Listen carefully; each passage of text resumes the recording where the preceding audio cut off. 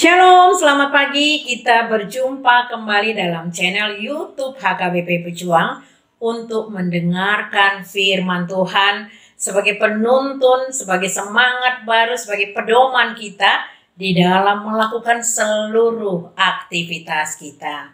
Mari kita satukan hati, kita berdoa.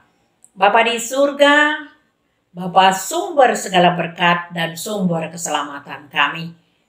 Kami bersyukur Tuhan, untuk pagi hari ini kami diberikan nafas kehidupan, diberikan kesehatan. Berkatilah kami di dalam menjalani seluruh aktivitas kami. Kiranya firman Tuhan hari ini menjadi penuntun kami di dalam melakukan seluruh kegiatan dan aktivitas kami. Roh Kudus menolong kami. Amin. Firman Tuhan sebagai renungan kita pagi hari ini diambil dari kitab Amsal 17 ayat 4. Demikian firman Tuhan. Orang yang berbuat jahat memperhatikan bibir jahat.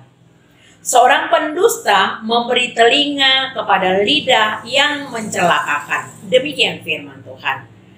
Bapak Ibu jemaat yang dikasihi Tuhan Yesus Kristus, pada hari ini kita memilih tema yakni memilih jalan yang benar.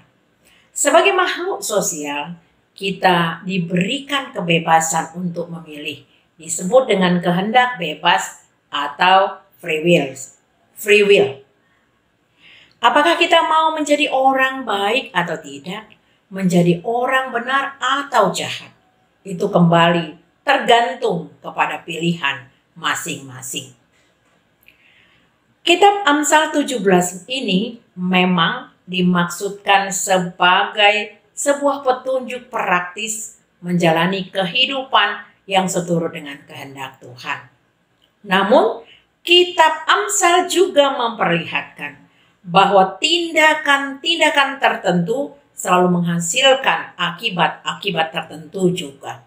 Contohnya, dikatakan bahwa orang bijak akan benar dalam memilih, sementara orang bodoh akan memilih jalan yang salah. Ada lagi di Amsal 15 ayat 31 dikatakan orang yang mengarahkan telinga kepada teguran yang membawa kepada kehidupan akan tinggal di tengah-tengah orang bijak.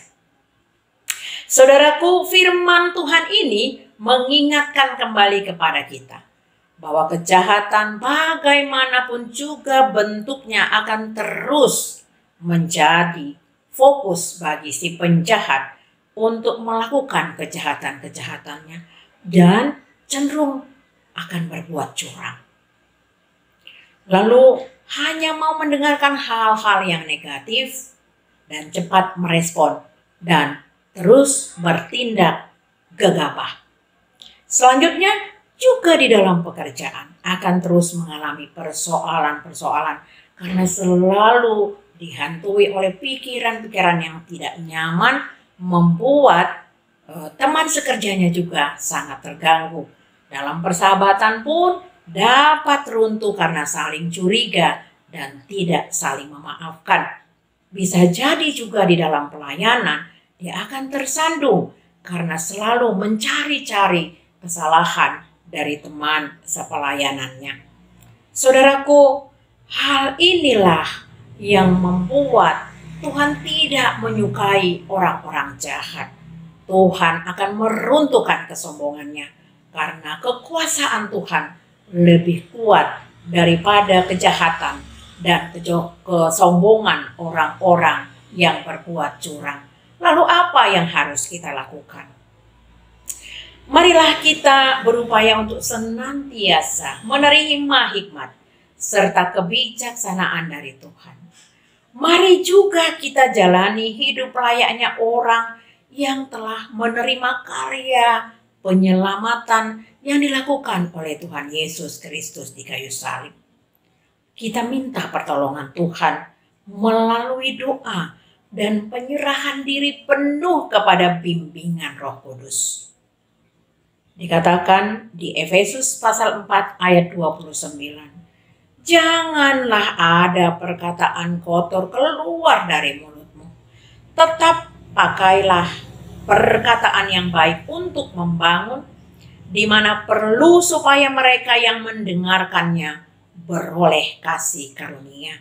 Lalu selanjutnya, dan janganlah kamu mendukakan Roh Kudus Allah yang telah memateraikan kamu menjelang hari penyelamatan.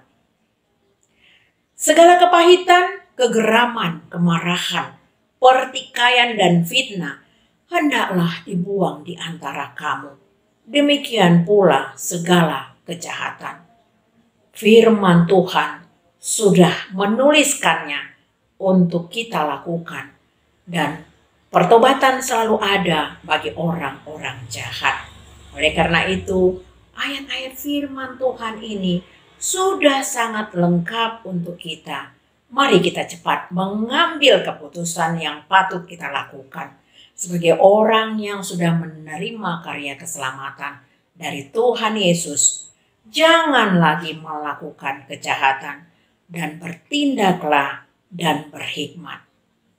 Diberkatilah orang yang mengandalkan Tuhan, yang menaruh pengharapannya pada Tuhan.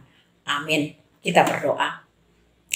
Kami bersyukur Tuhan, firman Tuhan sudah kami dengar, sudah kami simpan di dalam hati kami, kiranya berbuah seturut dengan kehendak Tuhan, agar kami bisa menjadi pelaku-pelaku firman yang benar-benar dikehendaki oleh Tuhan. Terpuji namamu Bapa, di dalam nama anak-Mu Tuhan Yesus Kristus, kami berdoa. Anugerah dari Tuhan Yesus Kristus dan kasih dari Allah Bapa dan persekutuan dari Roh Kudus kiranya memberkati kita sekalian. Amin. Selamat beraktivitas, Tuhan Yesus memberkati.